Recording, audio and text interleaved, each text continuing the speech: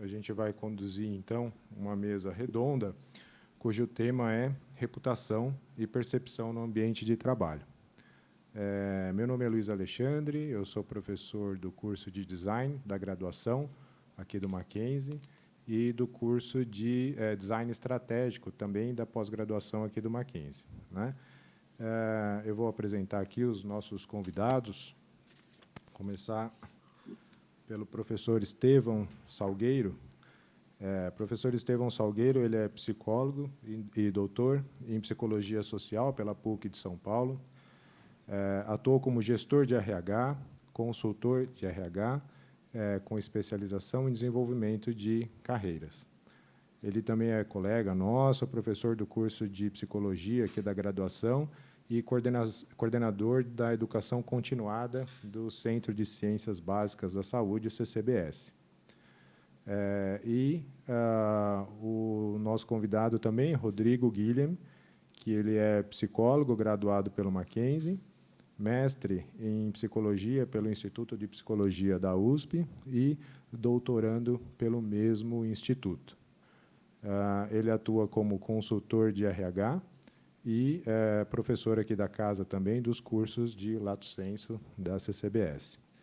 E antes de a gente começar, então, os nossos trabalhos, queria agradecer a presença do nosso capelão, Dr. Jonatas Abdias, que vai, então, abrir os trabalhos e fazer a nossa palavra devocional. Então, professor, por gentileza. Minha palavra é rápida.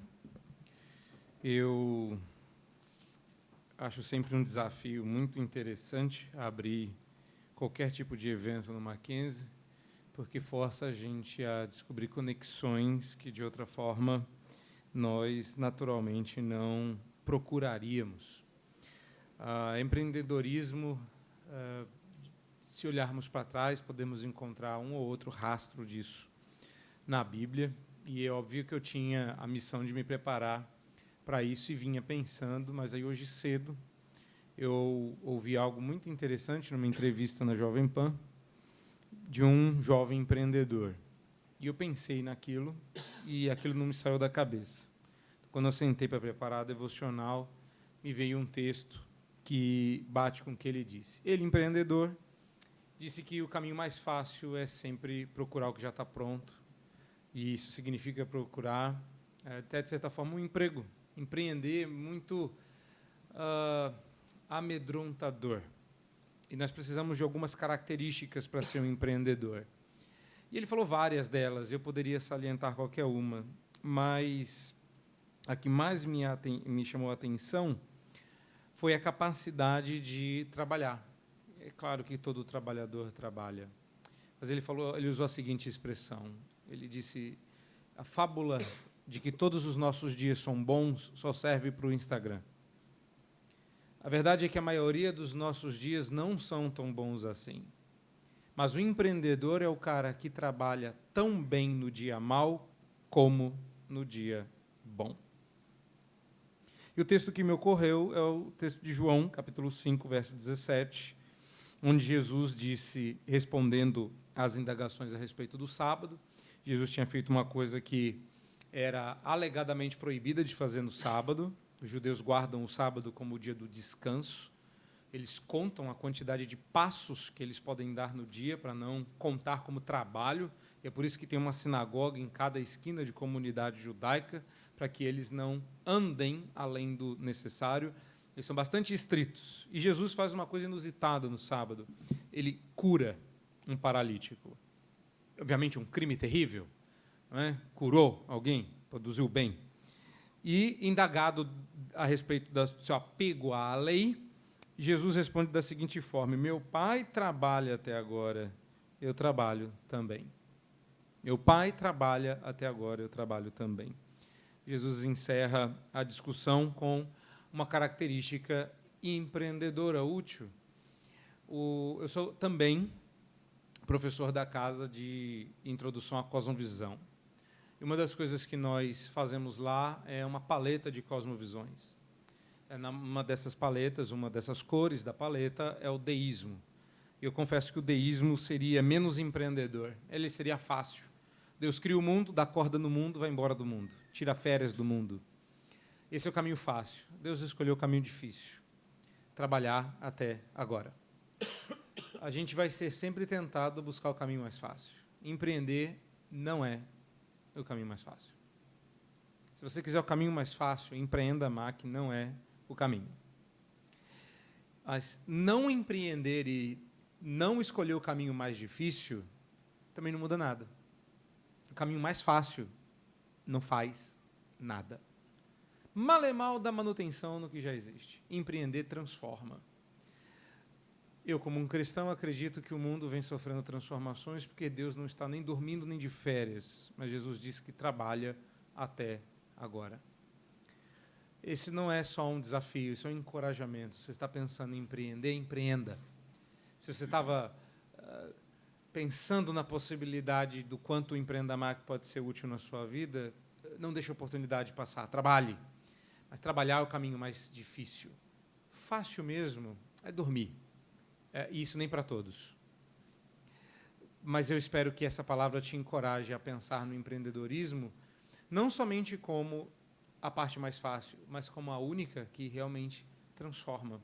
E até dentro da empresa, até dentro do seu cargo, você hoje em dia precisa empreender, precisa se renovar, se reinventar. Então, a minha palavra de encorajamento é: não escolha o caminho mais fácil, porque ele nada faz. Escolha o caminho mais difícil. E o caminho mais difícil, 2 pontos, significa trabalhar. Trabalhe. E Deus te abençoe. Obrigado. Um grande prazer conversar com vocês que, de certa forma, imagino que estão no processo de formação, né? E, nesse sentido, vão enfrentar muita coisa, já estão enfrentando, e por isso acho que esse tema é tão importante, ainda mais nesse prédio McGrath, né? Considerando tudo que a gente está vivendo, todas as transformações que estão acontecendo no mercado, no mundo do trabalho, de maneira geral, né? Não só no que diz respeito à indústria 4.0, que eu acho que é um tema que, de certa forma, vocês já têm ouvido falar bastante, né? Então, estamos enfrentando, de fato, uma disrupção na maneira como se realiza o trabalho, né? As profissões estão mudando, tudo está mudando. E, nesse sentido, acho que vale repensar a reputação, né? O que significa reputação nesse novo paradigma, né? Nessa perspectiva? Então, a indústria 4.0 traz a coisa da inteligência artificial, máquina conversando com máquina, pessoas mais preparadas para resolver problemas, para conseguir, por meio da capacidade cognitiva, encontrar soluções para problemas que são novos, muitas vezes, na maior parte das vezes, novos. E, nesse sentido, modelos de gestão que contribuam para que o sujeito se sinta à vontade para fazer, para realizar o trabalho dele, escolhendo uma forma para isso, né? E por que eu estou ligando isso tudo com reputação, né? Quando a gente pensa etimologicamente, a palavra reputação tem a ver com conta, né? Tem a ver com, de certa forma, mensurar, né? E o que é esperado de um profissional na indústria 4.0? Quando a gente fala, por exemplo, do sujeito que vai trabalhar em casa, do sujeito que tem que ter autonomia para encontrar solução para os problemas. E aí, nesse sentido, a ideia de deixar o sujeito livre, né, explorar a subjetividade mais do que a sujeição, ganha força. Então, acho que iniciar esse bate-papo considerando esse recorte, um modelo que, de certa forma, começa a emergir, e aí a gente tem que pensar a reputação dentro deste novo paradigma. Mas não só. Vocês estão acompanhando a Lava Jato, por exemplo, né? Então, a Odebrecht. Alguns jornais estão noticiando, por exemplo, um Valor Econômico, saiu uma matéria há 3 semanas, mais ou menos, apontando que funcionários, trabalhadores da Odebrecht estão encontrando dificuldade para se recolocar no mercado. Não porque fizeram alguma coisa errada, mas porque estavam trabalhando numa empresa que, de certa maneira, acabou práticas questionáveis. Então, por exemplo, eu acho que isso é interessante de se pensar. Claro que a gente poderia pensar essa coisa da reputação mais antigamente, né, a possibilidade de se trabalhar na Souza Cruz, uma empresa que faz cigarro, né? Então, o sujeito lá ganha um pouco mais para entrar, porque, de fato, ele fica com isso marcado, né? Então, refletir os caminhos, né? O que significa a reputação. Mas o tema de hoje é a reputação, né? E a questão da percepção. Agora que eu fiz esse recorte, eu acho interessante uma questão conceitual e teórica, no sentido de que a gente consiga alinhar o que é percepção, né? Qual que é a diferença entre sensação e percepção? Então, por meio dos sentidos, eu apreendo a realidade de maneira um pouco mais objetiva, por meio olhando, pelo tato. Isso é a sensação. A percepção, por sua vez, é a interpretação que eu dou para isso que eu apreendo. É claro que o apreender, de certa forma, já está influenciado, mas o que eu quero dizer é que, então, a reputação ela vai vir de uma construção, né? Uma construção, uma maneira como o outro percebe. Percebe depois de dados que, de alguma maneira, ele consegue apreender. Então, acho que é interessante essa consideração, porque isso evidencia que, às vezes, aquilo que é bom para um não é bom para o outro, né? A subjetividade. A reputação ela se constrói também na subjetividade. Quer dizer, ela se constrói na subjetividade. Né? Então, entendam que existe uma diferença entre imagem profissional e reputação.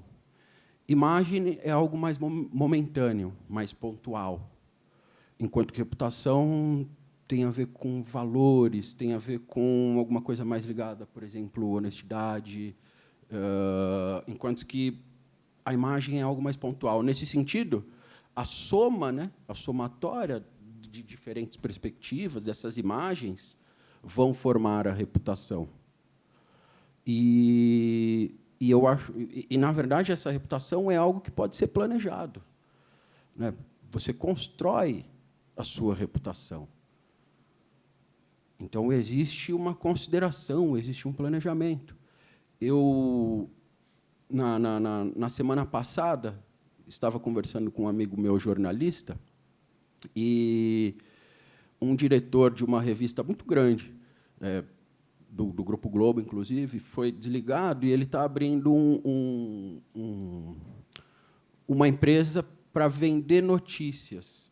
Só que a maneira como esse laboratório foi patrocinado é algo muito questionável. Então, os jornalistas que estão indo trabalhar nessa empresa que está abrindo começaram a se queimar com outros jornalistas do mercado. E aí eu acho que fica a pergunta, até que ponto somos responsáveis por ações das empresas nas quais atuamos, trabalhamos, mesmo sem que tenhamos, de fato, um papel tão central em decisões questionáveis. Então, voltando para Odebrecht, né, até que ponto o sujeito que estava lá na ponta, na engenharia, desenvolvendo alguma coisa numa obra, por exemplo, tinha conhecimento de um departamento paralelo de Caixa 2, né? Agora, ele está pagando por isso, né? Está pagando porque relatos de sujeitos que trabalharam na Odebrecht, que participaram de processos seletivos, na entrevista, foram questionados. Mas você chegou a receber propina? E o cara tem que estar preparado para responder isso, né? com clareza, porque, de fato, aconteceu. O que eu quero dizer é que não é se... A gente não dá para ficar assustado se uma pergunta dessa vier. Quando você estiver lá no processo seletivo e o cara virar para você e falar, bom, mas você trabalhou na Odebrecht, aconteceu isso tudo, até que ponto você sabia das falcatruas todas que estavam acontecendo ali? Então, é importante pensar na gestão da reputação. É algo muito próximo do que as empresas fazem para gerir a imagem. Então, o profissional também precisa fazer essa gestão. Precisa entender que as escolhas vão trazer consequências. Então, voltando para esse meu parceiro que foi trabalhar nessa empresa de notícias, ele disse para mim o seguinte: eu não vou ser capaz de fazer matérias boas, produzir um material interessante, mesmo trabalhando num ambiente, em uma empresa que teve suas práticas questionadas. Ele trouxe essa perspectiva. E aí eu pergunto, né? Até que ponto a gente tem que tomar cuidado, ficar atento, no sentido de decidir onde queremos trabalhar com mais cautela. É claro que, imaginando que está difícil para todo mundo, né? Essa possibilidade de escolha nem sempre está presente. Mas é importante que eu entenda onde eu estou entrando, né? O que eu vou fazer. Porque isso vai gerar, de certa forma, alguma coisa. Para a tua reputação. Então, considerar a reputação como algo que vai sendo construído por meio de diferentes percepções de outros. Porque, vejam só, a minha reputação, quem que define? O outro que olha para mim ou eu defino a minha reputação? Está de que lado a reputação, né? Assim, quando eu defino personalidade, a personalidade é algo que é meu ou é algo que o outro olha para mim e define qual que é a minha personalidade? Por isso é um jogo. É um jogo e vocês precisam entender a melhor maneira para conseguir sair bem, né? Quais são as regras? Quais são as percepções possíveis? Então, quando a gente pensa em percepção, né, o feedback é uma percepção. São retornos, né, que eu vou recebendo de outras pessoas. Então, o feedback, de certa forma, nos ajuda a entendermos como que a nossa reputação está sendo construída, mas não só. Mas eu termino a minha fala trazendo justamente a necessidade da construção, algo planejado, algo que precisa ser pensado. Porque, de fato, a reputação é o teu nome que está lá. Como fazer essa construção? Obrigado, gente. Professor Estevão. Boa tarde.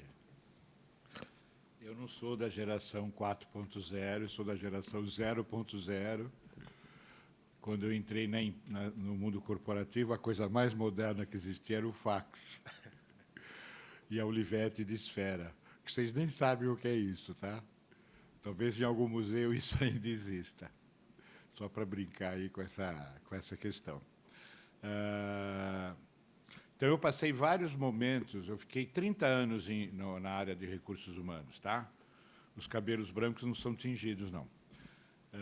Então, eu vivi vários momentos da economia brasileira, momentos traumáticos, felizes, tumultuosos. Quando eu me formei, a gente escolhia emprego, a gente escolhia estágio. É muito longe, não quero isso, tal. porque não existiam profissionais. Né? Eu venho da área de RH, que era uma área que estava incipiente quando eu comecei a trabalhar. Não existia um profissional. Existia departamento pessoal. O DPzão existia. Né? O pessoal lá o cartório existia, mas a área de recursos humanos, pensar em treinamento, desenvolvimento, era uma área que estava sendo construída aqui, nem no Brasil, em São Paulo só. Né? Isso, para vocês terem ideia, eu sou formado, meu diploma é de 78. Quem nasceu antes... Né? Ninguém aqui nasceu antes disso. Tá? Mas isso só para contextualizar, porque eu não vou ter uma fala tão técnica e vou abordar um assunto que eu acho muito importante quando se fala em reputação. Né? Quando os alunos da psicologia perguntam como é o mundo corporativo, eu falo, é barra, é difícil. E como eu consigo espaço? Você constrói. Né? A reputação, o que eu chamo de prestígio, né? É construído, e eu queria forçar em 3 aspectos, até porque eu tenho uma plateia predominantemente técnica, não é isso? A minha reputação vem da minha imagem, obviamente. E eu sou avaliado pelo que eu faço, não pelo que eu digo. Tá? Tenho certeza disso. Nós somos avaliados, portanto, a imagem que eu construo, eu sou percebido pelo outro pelo que eu faço. Né? Isso a gente sabe no dia a dia, né? Porque assim é fácil falar, né? A chavecada existe, tal. E eu queria destacar 3 campos que, na linha do que o Rodrigo disse, talvez merecesse um certo cuidado. É claro que eu preciso ter competência técnica. Tá certo? Eu vou ganhar espaço na organização, eu vou ganhar prestígio e reputação se eu entregar tecnicamente bem feito. Tá? Então, sem competência técnica, ninguém constrói reputação no mundo do trabalho. Tá? A gente consegue enganar algo. Tem uma frase famosa, né? A gente consegue enganar alguns por muito tempo, né? Mas não consegue enganar todo mundo o tempo todo. Né? Então, a capacitação técnica vocês buscam até porque vocês escolhem uma instituição de prestígio, de reputação. Né? Vocês escolhem o Mackenzie em função da reputação da marca, não é isso? Ou do prestígio que a formação vai dar para vocês. Lá no Lato Sensu e na educação continuada, a gente recebe muitas pessoas que, entre aspas, vêm fazer o upgrade no currículo. Tá? E é legítimo isso. O cara não teve condições de fazer uma faculdade de primeira linha, não teve recursos, era longe, morava no interior. N razões justificam e explicam aquele colega, aquele aluno, não ter tido uma formação prestigiosa. E ele busca também o Mackenzie pela marca do Mackenzie. Isso é óbvio. Então, eu destacaria a importância de planejar-se, de vocês terem uma sólida formação técnica. Com todas essas características, flexível, 4.0, depois vem 5.0, vem tudo isso, vem, tá? Mas não é suficiente. Com certeza não é suficiente. Né? Eu, como um psicólogo social que sou, eu chamaria um segundo tipo de competências que vai compor a reputação, o prestígio, a imagem de vocês, que eu vou chamar aqui de competências psicossociais. Tá? Habilidades de trato com as pessoas, habilidades sociais gerais, não aquela sociabilidade fácil ou aquela sociabilidade fake, de sorrisinho e de... Porque uma coisa que ninguém suporta e todo mundo identifica rápido é puxa-saco, hein? Né? Quer dizer, baba-ovo, não. Baba-ovo é antigo, né? Mas eu posso usar, eu tenho a prerrogativa da idade. Tá certo? É muito desagradável o puxa-saco. E muita gente se equivoca em achando que é uma habilidade social e, na realidade, é um puxa-saco. Então, precisa tomar muito cuidado nesse termômetro. E aí eu pego também uma dica do Rodrigo, em que contexto eu estou lá. Quais são os códigos sociais que rolam naquela corporação? Né? É uma corporação mais formal, mais informal? Eu me lembro, há alguns anos, um colega falou para mim assim, Estevão, estou precisando de... Na época, eu era gerente de recursos humanos, tinha saído da empresa, estava como consultor, não tinha nenhuma vontade de... Depois vou contar para vocês porque eu saí da empresa, tá? E ele falou, estou precisando de um gerente de recursos humanos para uma empresa X. Eu falei, mas não é para você, não. Eu falei, por quê? Não, a empresa é muito formal. E, olha, eu me considero uma pessoa formal, entendeu? Mas vocês nunca vão me ver de terno e gravata aqui, nem em solenidade, entendeu? Eu só uso gravata em batizado e casamento. Como eu não vou em batizado, só uso em casamento. Então, habilidades sociais, né, o trato social compatível com o contexto, coerente com o contexto, respondendo, não no sentido meramente adaptativo, mas, como o Rodrigo falou, entendendo a situação que eu estou. Entendeu? Tá? Tem uma escola famosíssima aqui de administração, que eu não vou citar o nome. Há muitos anos, eu participei de uma pesquisa, porque essa escola formava alunos, tal, e esses alunos não tinham empregos, eles não eram absorvidos no mercado, e era uma escola de reputação altíssima. Daí, o próprio centro acadêmico lá contratou a consultoria para fazer uma pesquisa. E fomos conversar com alguns gestores, né, sobre isso, e eles diziam, não, os alunos da escola X são excelentes, mas a gente não contrata. Não, são excelentes, mas a gente não contrata. Por quê? Porque eles entravam para ser diretor. Eles tinham uma arrogância, uma segurança excessiva, vamos dizer assim, que gerava uma série de atritos nas relações. E o cara, desculpe, era um estagiário. Ou era um recém-formado. Pode ser, né, numa escola de pontíssima. Você vai encontrar pessoas que estão na empresa há anos. E o jovem tem um problema sério, normalmente. Ele acha que tudo o que chegou antes é ruim. Só que tem que lembrar que vocês estão lá, estão colhendo os frutos, alguém tirou a pedra do terreno, alguém, né, botou o arado. Quer dizer, teve gente que construiu aquela empresa em momentos muito difíceis, que merecem ser, pelo menos, né, ouvidos ou considerados. Então, isto é um problema muito sério do jovem que ingressa no mercado, que ele vem, desculpe, com uma certa compreensível motivação, compreensível entusiasmo, compreensível ambição, né?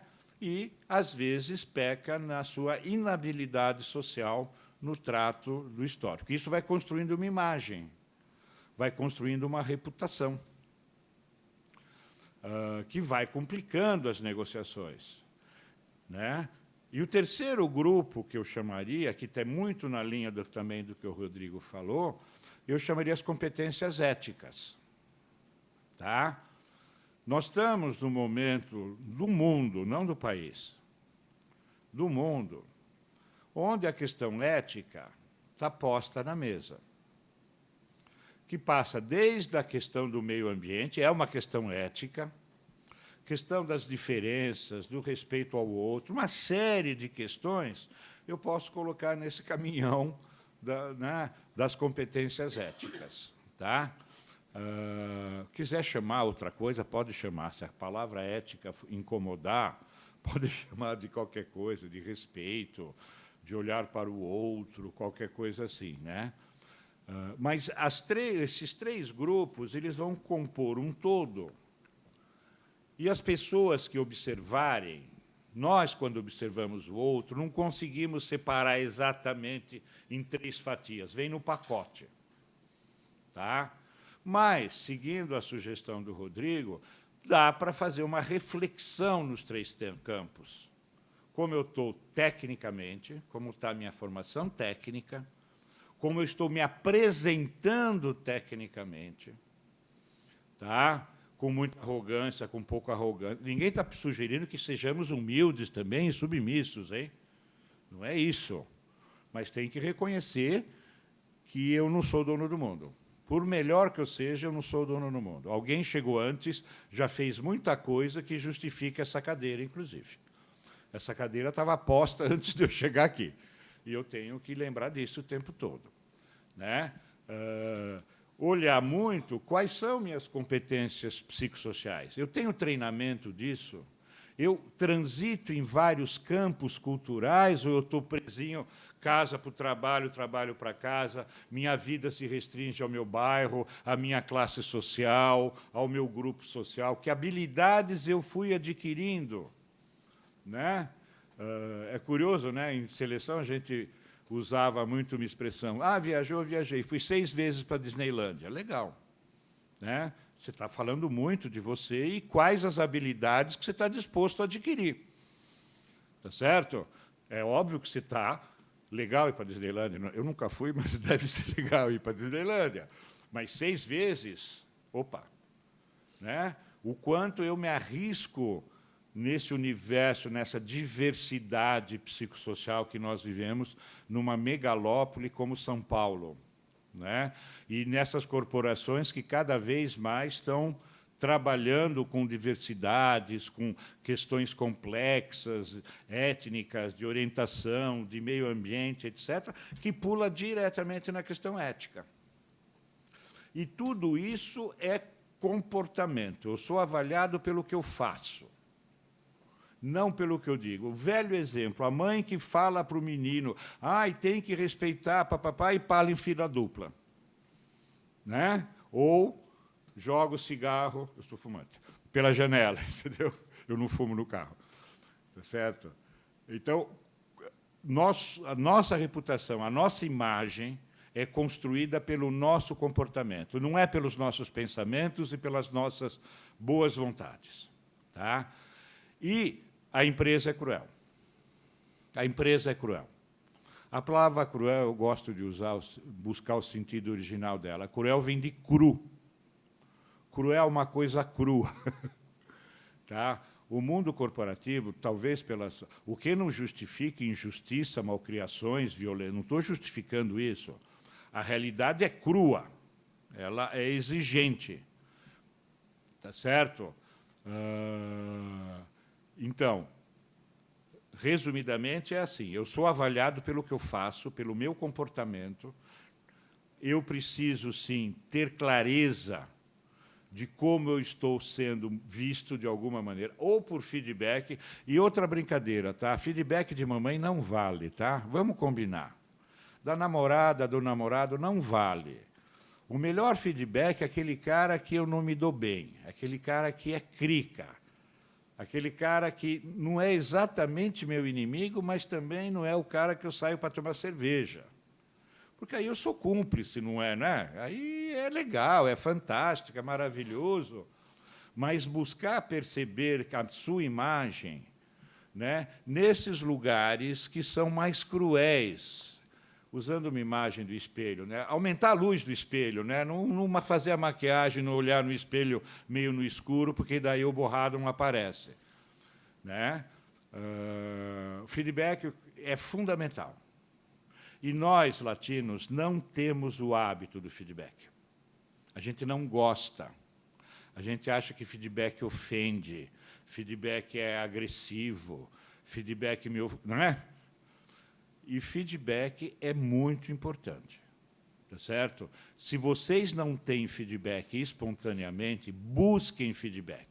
É a melhor forma de vocês perceberem qual é a reputação, a imagem que vocês estão passando. E aí fazer as correções, as alterações todas que vocês julgarem necessárias. Sem a pretensão de acertar sempre, tá? Vamos combinar. Tá? Errar faz um pouco a parte, é regra do jogo. Tá? A gente não pode errar demais e nem errar sabendo que está errando. tá certo? E para terminar, pegando uma coisa que eu sempre digo para os meus alunos, quando a gente entra no jogo, a primeira coisa que a gente precisa saber é quais são as regras do jogo. Se eu vou jogar futebol, se eu pegar com uma mão, é falta. Entendeu? Então, o mundo corporativo exige que vocês percebam as regras do jogo. Até para você decidir se vai entrar ou não, entendeu? Se é esta a regra do jogo, eu não vou meter meu nome aqui. Tá? Entender as regras do jogo, até para vocês decidirem, seguindo a fala do Rodrigo também, se vocês querem entrar ou não. Entendeu? Porque não vai ser inócuo onde vocês entrarem. Vai ter um custo no seu currículo. Mesmo que você tire do currículo, vai ficar um vazio ali e o selecionador vai perguntar: o que você fez nesses 3 anos? Fala: eu tive um sabático. Eu fui, né, fazer uma excursão pelo mundo. Legal, você aprendeu o quê? Daí você não tem o que responder, entendeu? Não sei se foi suficiente, era o que eu tinha pensado em fazer numa fala breve, compartilhando minha vivência como RH, como consultor, e como professor também. Tá? Muito obrigado. Eu vou usar aqui, tentar costurar um pouco a fala de vocês, né? Anotei alguns pontos que eu acho que talvez seja interessante, né, a gente sair daqui com esse ensinamento, com isso consolidado. Né? Eu acho que é interessante a fala dos colegas, né? Principalmente, vou começar de trás para frente. Tá? Pegar aqui a fala do professor Estevão. Né? Você citou 3 competências, né? três conjuntos de competências. Né? Então, competência técnica, competência psicossocial, que hoje em dia acho que a gente pode chamar de soft skills, né? Mas as competências... Esse nome a gente usa há 20 anos, tá? Ah, então tá ótimo. Não, é então, curioso isso, porque sim, parece uma coisa nova, sim, mas a gente já usa isso em consultoria dos anos 90. Bacana. Então, psicossocial ou soft skills e as competências éticas. Né? Então, e quando você estava falando, eu fui lembrando dos nossos planos de ensino. Né? Então, eu acho que é interessante, né, vocês que são nossos alunos, né, saberem que todos os nossos planos de ensino, todas as nossas componentes curriculares, né, elas são planejadas e elas são pensadas, né, para que vocês desenvolvam essas 3 competências. Né? Mais uma vez, técnica, social, psicossocial e ética, né? Uma vez que nós estamos numa universidade confessional. Né? Então, sim, somos pautados por valores éticos e isso é super importante para a gente. Então, estando aqui, de uma certa forma, aproveitando bem, né, o curso superior, eu acho que a gente já sai daqui bem preparado, né, pelo menos nesses 3 pilares, que são competências que elas vão pautar as nossas ações, né, no mercado de trabalho, seja ele formal, né, como um empregado, ou seja ele como um empreendedor, né, como um profissional autônomo ou como um diretor de uma empresa, de uma startup, de uma empresa que esteja começando. Né? Então, essas 3 competências elas vão pautar o fazer, né, no âmbito profissional. E aí, então, o que é importante, né, e aí eu volto aqui, venho aqui na fala do Rodrigo, né, que a gente a nossa reputação ela é construída naquilo que a gente faz, né? E não naquilo que a gente fala, como você acabou de dizer. Né? Então, fazendo esse caminho de trás para frente, essas 3 competências elas vão pautar o nosso fazer, e esse fazer é o que vai formar a nossa imagem e a repetição dessa imagem, né, ao longo do tempo, de maneira consistente, é o que vai construir a nossa reputação. Né? Acho que é interessante também a gente colocar, né, que talvez, pensando na geração de vocês e no mercado que vocês atuam e vão se encontrar, né, encontrar com ele no final da formação de vocês, mas acho que a gente vive num momento de uma certa informalidade, né, nas relações, uma certa horizontalidade, quebra, né, de estruturas hierárquicas enfim, mais rígidas, mais rigorosas, né? Então, novos arranjos de trabalho. E a gente percebe também, na fala de autores, estudiosos da área, que essa divisão entre pessoa física e pessoa jurídica ela cai por terra, né? Antigamente, a gente falava assim, olha, das 8 às 5 eu trabalho, eu bato o cartão ali, dali para frente eu passo a ser pessoa, né, física e vou me relacionar com os filhos, com a família, com colegas, coisa que o valha, né? Mas, hoje em dia, o trabalho, por causa das novas tecnologias, ele está conosco o tempo todo, né? Infelizmente, né? Ele está conosco o tempo todo. E acho que as novas gerações elas também têm uma certa ânsia de saber quem a gente é por trás dessa persona, né? Da pessoa física, ou do professor, ou do gestor, ou do chefe, do colaborador. Então, assim, de uma valorização desses aspectos pessoais. O que, por um lado, é bom, mas, por um lado, eu acho que é um perigo, né? Porque se a gente vive numa época onde as fronteiras entre pessoa física e pessoa jurídica vai se desfazendo, né? Então, alguns conteúdos da nossa vida pessoal começam a invadir nosso trabalho, né? E, com as redes sociais, então, isso acaba tomando uma dimensão muito maior, né? Então,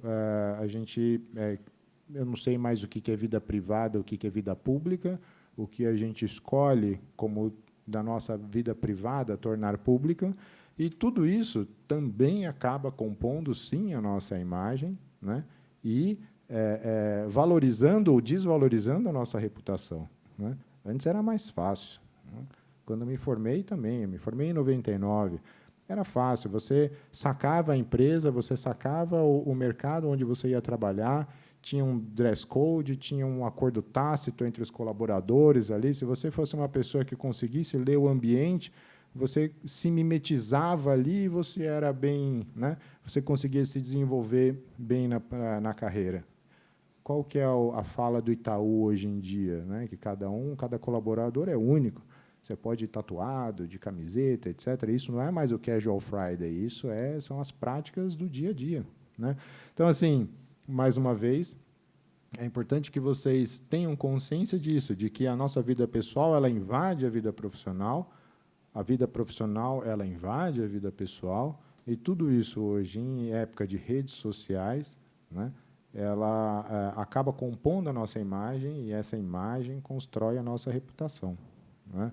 Então, tem uma fala, né, fala assim, não fazer do LinkedIn o Facebook, né, ou o Instagram, né? Acho que é importante para vocês que são jovens. Por outro lado, né, evitar alguns clichês, né, que são muito usados ali no LinkedIn e que já estão gastos e que acabam não comunicando. E aí o terceiro ponto que eu queria colocar é essa comunicação da nossa imagem, né? Como o professor Rodrigo falou, que a nossa imagem ela é construída em relação, né? Então, a gente pode planejar, a gente pode construir a nossa imagem, mas é o outro, é o interlocutor que vai validar essa nossa imagem ou não. Essa imagem ela é construída em relação presencial e em relação, hoje em dia, também virtual, digital, né? Acho que era isso, só para sumarizar. E aí, assim, a gente tem mais um tempinho para alguma pergunta. Alguém gostaria de perguntar alguma coisa? Queria levantar alguma questão? Um de cada vez? Diga. Eu vou repetir para ver se eu consegui ouvir direitinho. Caráter e reputação andam juntos ou separados, é isso? Professores? Caráter é o que caracteriza. É uma palavra que tem vários sentidos. Em psicologia tem um sentido muito próprio. No senso comum, é uma palavra muito vinculada à conduta moral, não ética, moral. Tá? Se se você entender... Aliás, a palavra ética também vem do ethos, que é uma palavra grega, que eu poderia traduzir como comportamento característico. Tá? Nesse sentido, eles se aproximam, porque uma é de origem latina, a outra é de origem grega. E aí a gente tem uma série de problemas, né? Por exemplo, moral é uma palavra latina, ética é uma palavra grega, e a gente mistura as coisas e fica confundindo. Então, eu diria, para evitar essa palavra, que ela tem um sentido de senso comum muito perigoso. Tá? Muito perigoso. Eu prefiro, na fala do Luiz, a consistência do seu comportamento, do ethos. Quando eu digo o ethos do pássaro é voar, o que eu estou dizendo? O comportamento que caracteriza o pássaro é voar. Se você estiver usando o caráter nesse sentido, naquele comportamento que te caracteriza, então você está se aproximando da ética. Tá? O caráter, que a gente usa no senso comum, não tem muito isso, né? É uma palavra que cai num julgamento, né, numa avaliação moralista. Né? Não sei, eu evitaria a palavra. Tá? Eu ficaria com esse outro conceito do ethos. Não sei se foi satisfatório. Tá?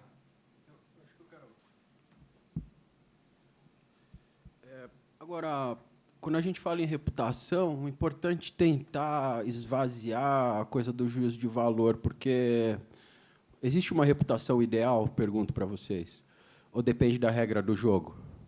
Ou a tua reputação é ideal em relação? Porque eu acho que quando você pergunta caráter e reputação, né, quer dizer, será que se eu tiver atitudes, comportamentos, e aí trazendo o juízo de valor, né, comportamentos que passem alguma coisa ruim, isso vai construir a minha reputação de forma negativa? Mas aí eu trago a necessidade de pensar a reputação em relação a algo.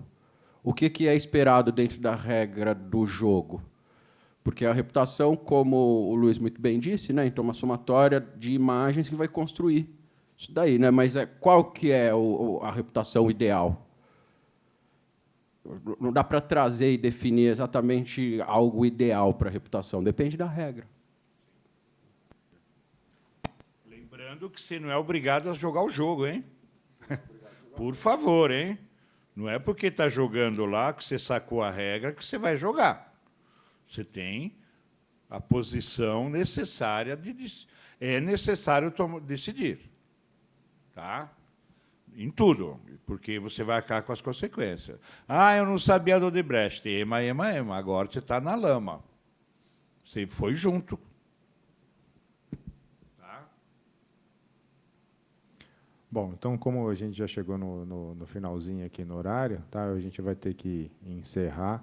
Mais uma vez, agradecer a presença do professor Rodrigo, né, e do professor Estevão. Aprendi bastante aqui com vocês, aqui. Vou levar bastante coisa legal ali para a minha unidade ali.